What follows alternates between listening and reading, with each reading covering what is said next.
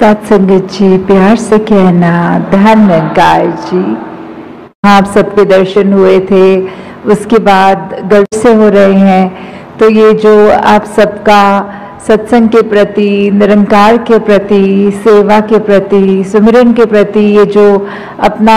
एक मन है जो निरंकार में टिकाने वाली बात होती है, जो अपना असली रूप है हर एक का, उसकी पहचान करने तक की यात्रा ही नहीं है। सिर्फ एक बार जब ये रूबरू होकर इस प्रभु परमात्मा का ज्ञान, ब्रह्म ज्ञान द्वारा आज हमें जब मिल जाता है, तो उसके बाद जीवन को कैसे जीना है, वो सब बातें जो इस सत्संग रूप से हमें शिक्षा मिलती है, उसको किस तरह अपने जीवन में अपनाना है। तो वही भाव आप सबका आज दिख रहा है कि चाहे आज कुछ भी करा जा सकता था दिन में, पर आप सब ने ये वो डिसीजन लेकर कि आज सत्संग ही किया जाए। तो उस तरह ये जो नहीं भी आ पाए और उनका भी ध्यान था सत्संग में आने का, या आप सब ये जो आए भी, तो कैसे ये समय की बात है कि अपना यूज़ जो किया उसको इस प्रभु परमात्मा निरंकार के एहसास में बिताने वाली बात आ जाती है कि कैसे हमारा एक एक पल ये प्रभु परमात्मा निरंकार ने जो हमको बख्शा है, उस पल को हम सदुपयोग करते हुए कि किस तरह हमारी इंटेंशन की बात होती है वो कि हमें सत्संग में आकर एक एक पल सिर्फ आकर बैठ के चले जाना नहीं, पर एक एक वक्ता, चाहे छोटे बच्चे की जुबान से था, बुजुर्ग की, बहन भाई, जिनसे भी कविता रूप, गीत रूप, स्पीच रूप, जो भी बोला सबने, वो एक एक वचन ऐसा था जो पूरे जीवन में एक इम्पैक्ट पॉजिटिव कर देता है। तो आज उसी तरह सत्संग में भी हमने ये सब जो आज सुना है, तो दातार कृपा करे कि ये ताउम्र हमारे जीवन में ये अच्छी बातें, ये हमारे सिर्फ बोल तक नहीं रह जाए, कान में घुस के सिर्फ दूसरों को सुनाने के लिए नहीं रह जाए, बल्कि हमारी सोच में, हमारे व्यवहार में, हमारे कर्मों में भी झलके। तो ये पंक्तियों में जिस तरह ये बात हो रही है हरदेव वाणी में कि ये सुख की बात है, ये जो हर एक को जो अपने जीवन में सुख की प्राप्ति करने के लिए क्या एक रास्ता अपनाना है। जिस तरह अभी सत्संग की भी बात हुई, उस तरह यही कि युगों युगों से देखा जाए तो संतों का तो दिल ऐसा ही हुआ है जो सिर्फ अभी की बात नहीं है, चाहे कलयुग हो, सतयुग हो, द्वापर हो, कोई भी समय ले लें, कि संतों ने तो हमेशा यही चाहा है कि एक जो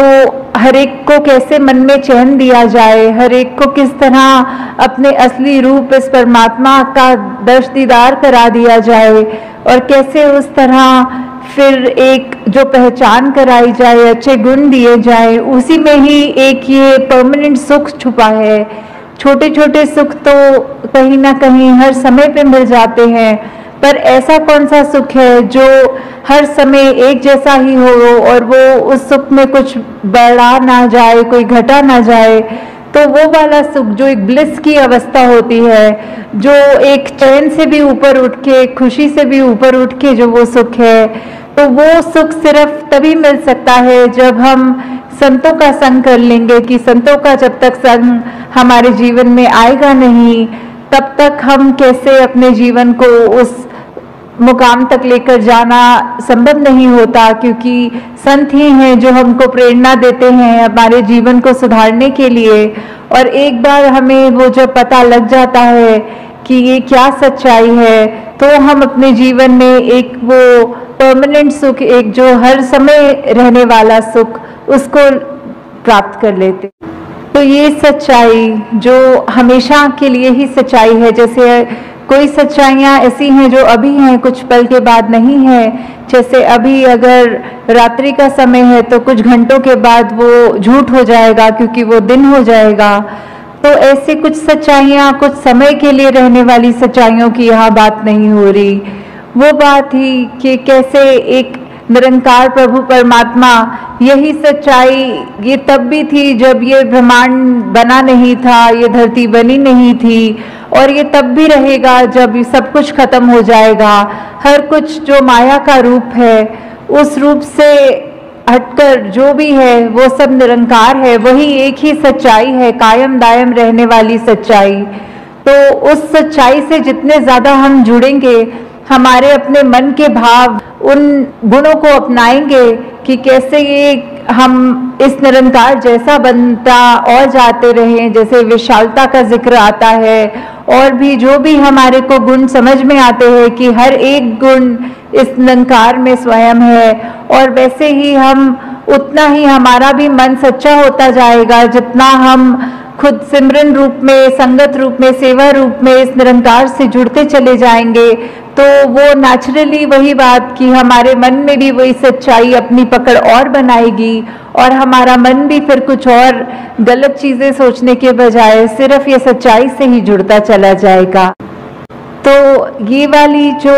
हमारा जीवन काल मिला है, इसमें हमको जहाँ कर्म करने की पूरी आज़ादी है, वहाँ ये जो नेकी की बात हो रही है, जो नेकी की शिक्षा दी जा रही है कि हमने अगर ये अब सच्चाई को जान भी लिया तो उसके बाद भी हमारा जीवन कैसे होना चाहिए। हमारे मन के भावों से ही ये बात शुरू होती है कि हम अगर अपने मन में ये सिखलाइयों को, जो एक ह्यूमन वैल्यूज़ होती हैं, ये एक दूसरे की हित रखना, एक दूसरे को खुशी देना, हर एक की जीवन में एक आराम देने वाली बात, जो भलाई की भावना लेके मन में अगर हम कोई भी कार्य करते हैं, वो इरादा, वो इंटेंशन, वो ही बहुत मायने रखता है। कि कर्म से पहले तो वो हमारी इंटेंशन की बात है कि कर्म तो फिर भी बाद में करेंगे, पहले तो उसको सोचना ही, वहीं से ये यात्रा शुरू है।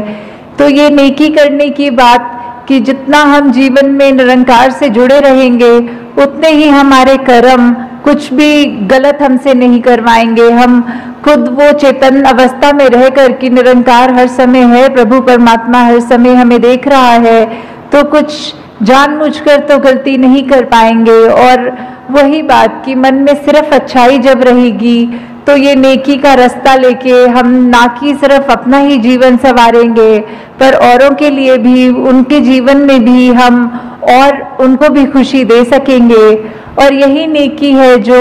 हमारे साथ सदैव हमारे जीवन काल में, जहाँ हमारे को एक अच्छा जीवन जीने की कला बख्शेगी, और वही बाद में भी जहाँ वो परमात्मा की दरगाह वाली बात है कि उस समय भी जब मृत्यु हो जाएगी तो भी हमारा ये जो जीवन में हमने कर्म किए हैं, वो चाहे हमारी एक बात तो वो भी हो जाती है कि कर्म को जहाँ बोला है कि बुरे कर्म तो एक अलग तरह की बेड़ी है और ये अच्छे कर्म चाहे सोने की बेड़ी है। तो जहाँ वो बात भी है कि कर्म हम अगर सोचें कि हम खुद कर रहे हैं तो उसको अगर अच्छा करें या बुरा करें तो वो एक बैगेज साथ लेके चलने वाली बात हो जाती है। पर जब हमने पहले ही प्रण में जहाँ ये तन मन धन को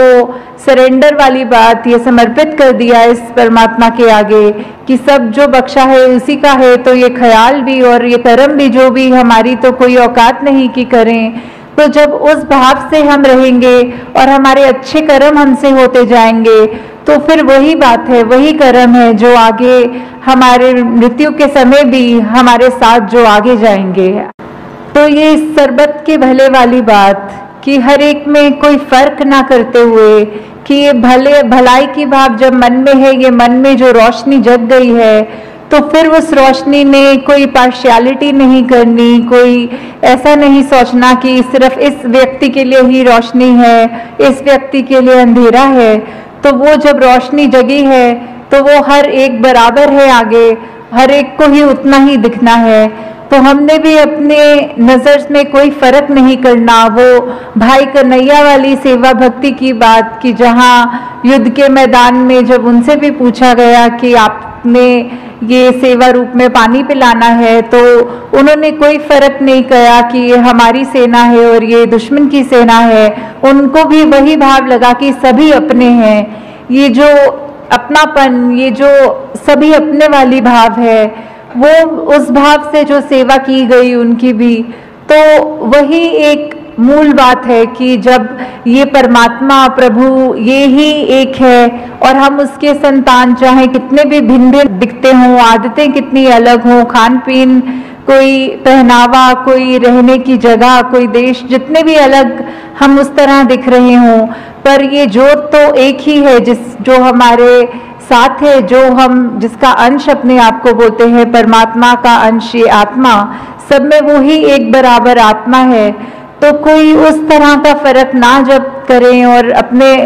आप पे ये सुधार हमेशा जारी रखें कि हम बस अपना एक जो सही मार्ग है उस पर ही चलते रहें, ठीक बातें करें, सही अपना उच्चारण रखें, तो वही बात हमारे जीवन में खुशबू भी जहाँ डालेगा वही हमको और निम्रता की ओर भी लेकर जाएगा। हमको अपने कर्मों के ऊपर वो अभिमान भी नहीं होगा और हमेशा वो सेवा भावना जहाँ सभी अपने हैं उस नज़रिए की तौफीक भी हमको हमारे साथ रहेगी। तो दासी सभी से यही एक कामना करते हुए कि निरंकार का जो पहचान हमें मिली है, हमको अपने कर्मों में ये एक एहसास हमेशा रखना है और साथ ही जहाँ अपने आप को तो ठीक मार्ग पे सेल्फ करेक्शन मोड पे रख के हर चीज़ को करना है, साथ ही कोशिश ये भी हो कि हम जितने भी और हमारे जानने वाले हैं हम उन तक भी ये सच्चाई की वे आवाज़ पहुँचाएं कि जिस तरह हमको ये तौफीक मिली है दातार कृपा। और यहाँ पे भी जो सत्संग के दौरान भी हमने सुना, चाहे वो छोटे बच्चे की ज़बान से हो, चाहे बुज़ुर्गों के, चाहे वो कोई भी तरह का सहारा लिया हो, स्पीच का, गीत का, कविता का, तो सबने एक ही बात दोहराई कि ये जो मिशन हमें क्या शिक्षा दे रहा है, ये ईश्वर परमात्मा पर निरंकार ये हमारे लिए क्या अहमता जीवन में रखते हैं। और हालांकि ये भी उस तरह से देखा जाए तो हम अगर सिमरन कर रहे हैं और निरंकार प्रभु परमात्मा को याद कर रहे हैं तो उसका उद्देश्य क्या है कि निरंकार को तो कोई फ़र्क नहीं पड़ेगा कि हम अगर निरंकार को याद रख रहे हैं कि नहीं, पर हमें अपनी इस जीवन काल में किस तरह जीना है वो अगर नज़रिए से देखें तो हम सही रास्ते पे हैं कि गलत, वो जो हमारा एक है मेजरमेंट लेने का कि किस तरफ हैं हम, उसको अगर तोलना हो तो यही पता लगता है कि अगर हम सिमरन करके कोई भी कार्य का डिसीजन ले रहे हों तो हमें अपने आप पता लग जाएगा कि अगर मन में वो कार्य करने का समझ में आता है कि गिल्ट फ्री हो के एक स्वच्छ तरीके से मन के भाव खुश हो रहे हैं तो हम बिल्कुल ठीक डायरेक्शन में चल रहे हैं। और अगर वही बात कि हम कोई कार्य करते हुए भी मन में ऐसे सोच आ रहे हैं कि ये डिसीजन तो बिल्कुल जो सत्संग में सुनते हैं ऐसे चीज़ों से बिल्कुल उलट है, तो हम खुद ही समझ सकते हैं कि क्या हमारा वो एक निर्णय करना उस चीज़ पे कि इस समय चाहे वो छोटी बात हो चाहे बड़ी हो, इतना भी हो कि अगर हम एग्जाम्पल के तौर पे आजकल की दुनिया में जहाँ पीयर प्रेशर की बात करते हैं, तो अगर कोई हमारे साथ वाला ऐसा कर रहे हैं जो हमारा मन उस तरह नहीं मान रहा कि ऐसा करना तो उचित नहीं है, तो अगर हम वो कार्य कर लेते हैं और वो अपने आधे दिल से, जैसे हाफ हार्टेडली बोलते हैं, तो उससे समझ में आता है कि निरंकार ने तो हम सबको वो चेतनता दी है वो डिसीजन मेकिंग की, तो वो हम किस रूप में किस तरफ वो लेकर जा रहे हैं। क्या हम सिर्फ उसी लिए ये कार्य कर रहे हैं कि सदियों सदियों से ये कार्य हो रहा है और अब तो ये परंपरा बन गई है, ये एक रूटीन बन गई है, तो हमें ऐसे समय में वो चीज़ों को सोचना कि ये जो भी हम कर रहे हैं ये एक अंधविश्वास की तरह एक ये अंधाधुंध कार्य ना होता रहे, पर किस तरफ हमारी सोच हमें जो सही मार्ग दिखा रही है, जो निरंकार प्रभु परमात्मा का आसरा लेने के बाद जो ये सोच बन जाती है, तो वो कभी भी हमें गलत रास्ते नहीं जाने देता। और साथ ही जहाँ आज हम सत्संग में ये बहुत अलग तरह की भावना भाषाओं में सुन रहे थे, कोई प्रेम, नम्रता, करुणा की बात, कोई विशालता की बात, कोई इस निरंकार की महिमा का बयान करते हुए या फिर सिर्फ अपने मन के भाव कर रहे थे, तो यही सोच में ध्यान में बात आ रही थी कि किस तरह चाहे हम कहीं से भी आए हो, हम एक दूसरे को सत्संग में यहाँ बैठ रहे हैं, हमारे आगे पीछे दाएं बाएं जो बैठ रहे हैं हम उनको जानते भी नहीं, उनका नाम भी नहीं जान सकते। तो जहाँ हम इतने छोटे से कमरे में बैठे हैं तो एक दूसरे को नहीं जानते,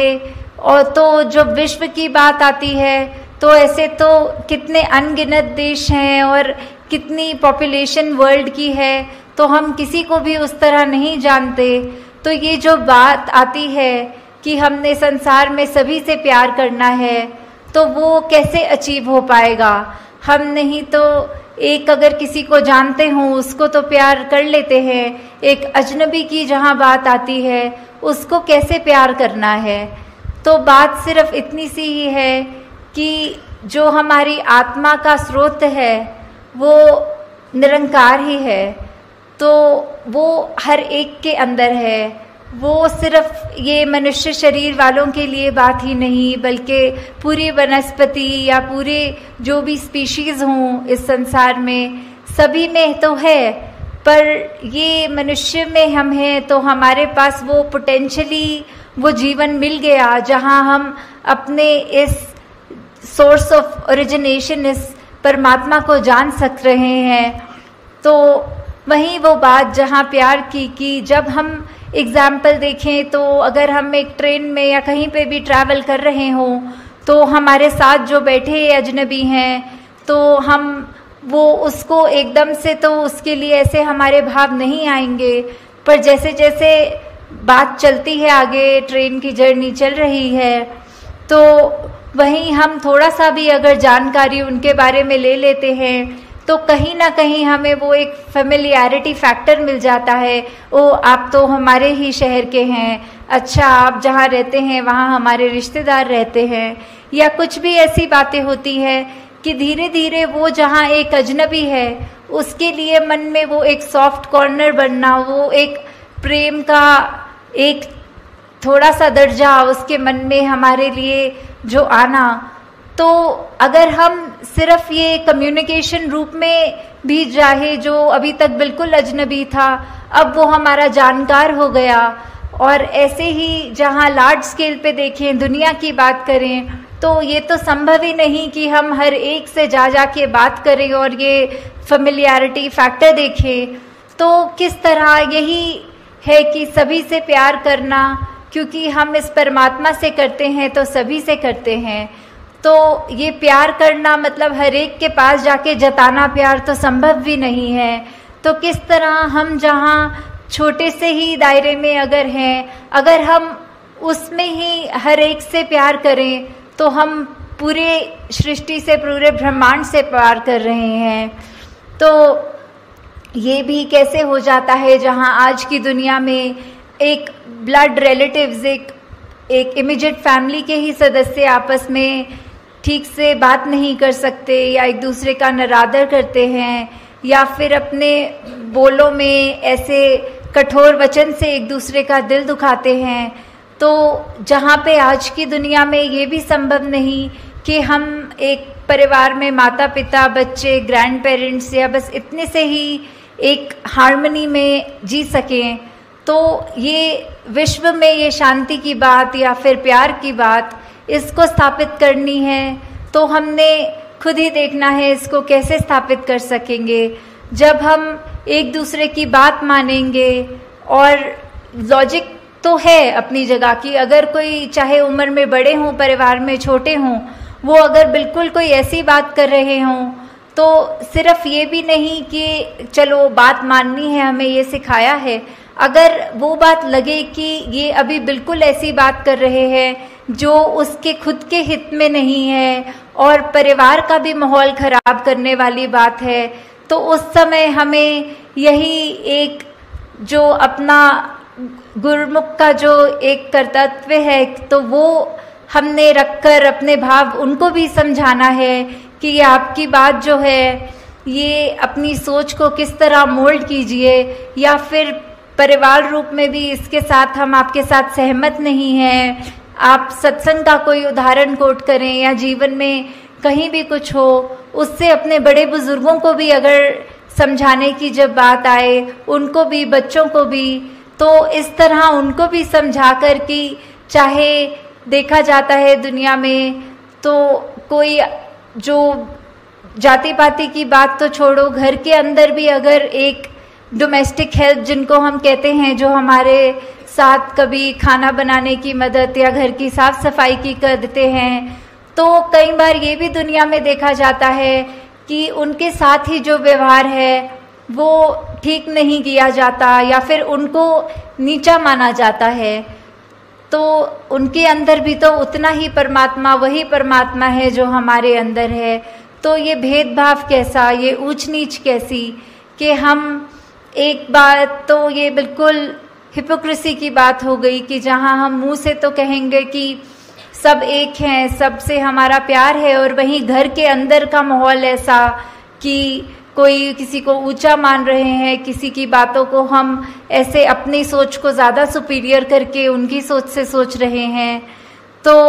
ऐसा करना भी एक भक्त के जीवन में शोभा नहीं देता। अगर ऐसा हुआ जा रहा है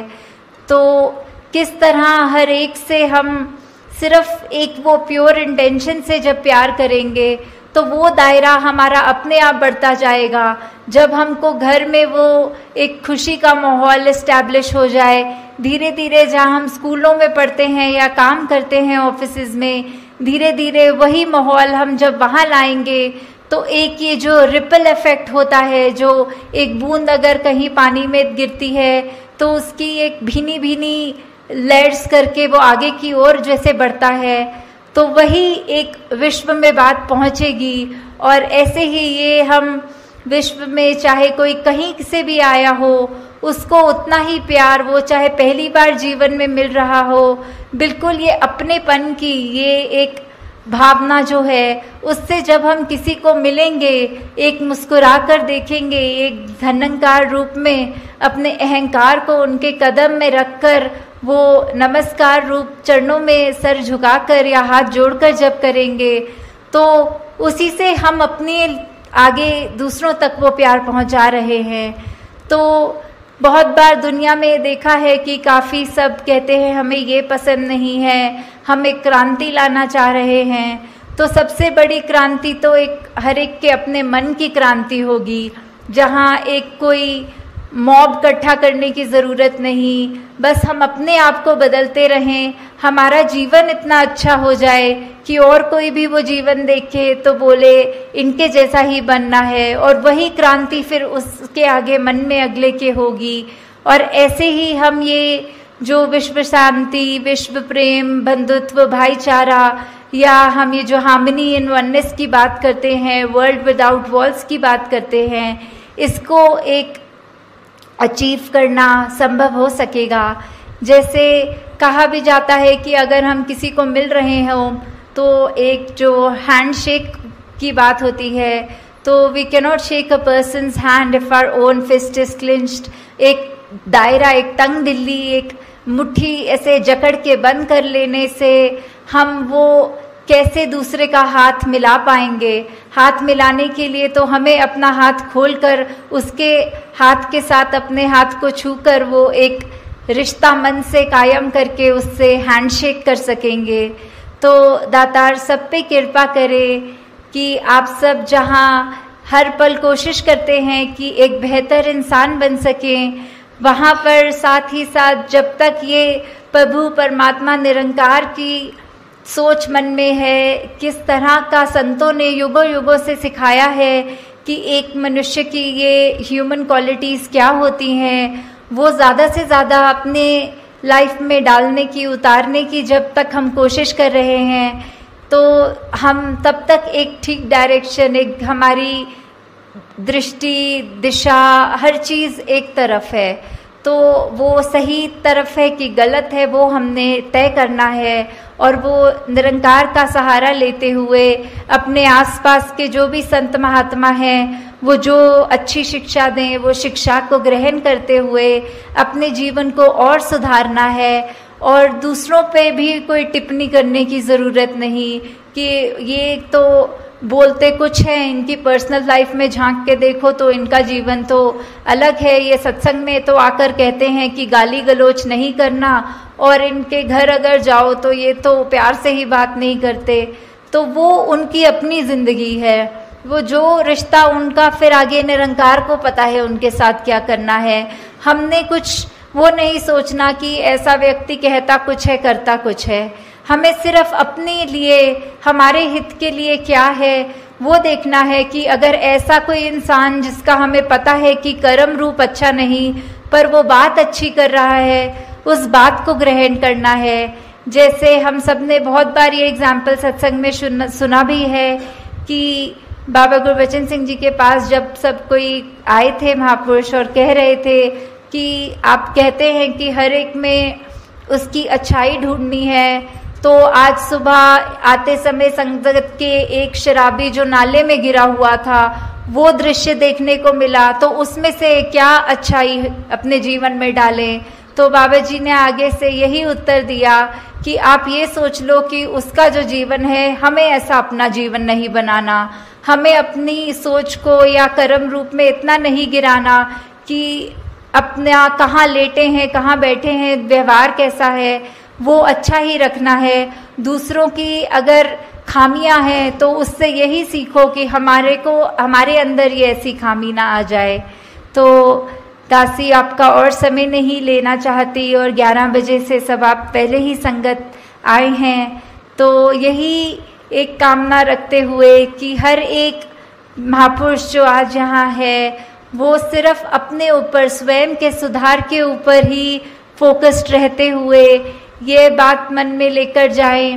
कि जो भी बात अच्छी लगे, चाहे संसार में रहते हुए चाहे सत्संग में रहते हुए, किसी की ऐसी बात हो कि अगर एक मनुष्य की 10 बातें बुरी और एक अच्छी, तो भी उस मनुष्य से कैसे प्यार किया जाए, उसको रिस्पेक्ट कैसे कर सकें, वो उसकी एक कोई खूबी लेकर उसको उसी तरह प्यार दिया जाए। तो दातार कृपा करे कि सेवा सिमरन सत्संग आप सबकी झोली में जहाँ हमेशा रहे, वहीं सबका ये जज्बा भी वो कायम रहे, एक सुधार के लिए आगे से आगे बढ़ते चले जाएं। साथ संगत जी, धारणकार जी।